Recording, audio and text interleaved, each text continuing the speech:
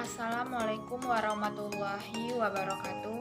Kami dari kelompok 5 ingin mempresentasikan hasil kerja kelompok kami yang mengenai tentang model-model kurikulum. Di sini saya selaku moderator perkenalkan, nama saya Juwita dan rekan-rekan saya ada Nurhayu Lestari ZR dan Suci Fitria. Yang saya hormati Bapak dosen Bapak Dr. Tengku Muhammad Sahudra MPD. Nah, langsung saja kita masuk ke materi yang pertama yang akan dijelaskan oleh saya sendiri. Di sini saya akan menjelaskan tentang pengertian kurikulum.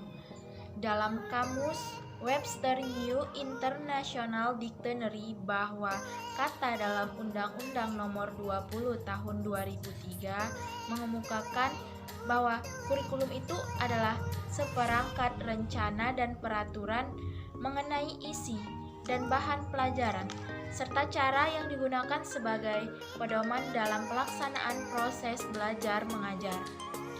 Kurikulum juga memiliki arti secara sempit dan secara luas.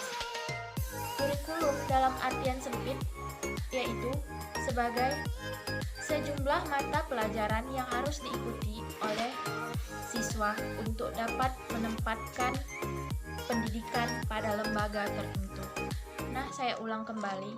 Kurikulum itu adalah seperangkat rencana dan peraturan mengenai isi dan bahan pelajaran serta cara yang digunakan sebagai proses belajar mengajar. Materi selanjutnya akan dibahas oleh rekan saya Suci Fitria. Oleh Suci, saya persilahkan. Saya Suci Fitria. Selanjutnya saya akan membahas mengenai model-model kurikulum. Di sini ada 4 model-model kurikulum. Yang pertama, kurikulum subjek akademis, kurikulum humanistik, kurikulum rekonstruksi, dan kurikulum kompetensi. Di sini saya akan membahas 2 model-model kurikulum. Yang pertama, kurikulum subjek akademis. Kurikulum subjek akademis merupakan salah satu model kurikulum yang paling tua. Kurikulum ini menekankan isi atau mata pelajaran yang bersumber dari disiplin ilmu. Kurikulum subjek akademis bersumber dari pendidikan klasik yang berorientasi pada masa lalu, bahwa semua ilmu pengetahuan, teknologi, dan nilai-nilai budaya telah ditemukan oleh para ahli pada masa lalu. Selanjutnya yang kedua ada kurikulum humanistik. Model kurikulum humanistik menekankan pengembangan kepribadian peserta didik secara utuh dan seimbang antara segi intelektual, afektif, dan psikomotor. Kurikulum humanistik menekankan pengembangan potensi dan kemampuan dengan memperhatikan minat dan kebutuhan peserta didik. Selanjutnya model-model kurikulum akan dibahas oleh rekan saya Nurhayu Lestari.